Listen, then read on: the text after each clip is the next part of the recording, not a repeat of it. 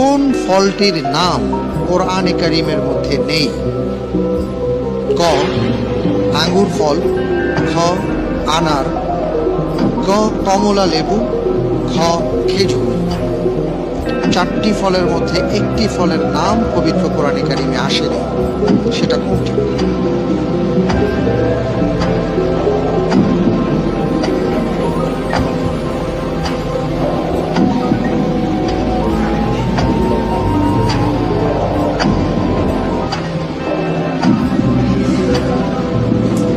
এক্ষেত্রে আমার চয়েস হচ্ছে খ।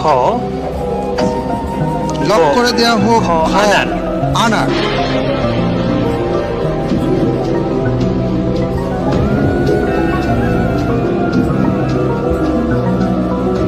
আমি দেখতে পাচ্ছি আপনি যে উত্তরটি দিয়েছেন আপনার উত্তরটি সঠিক হয়। উত্তর হবে গ কমলা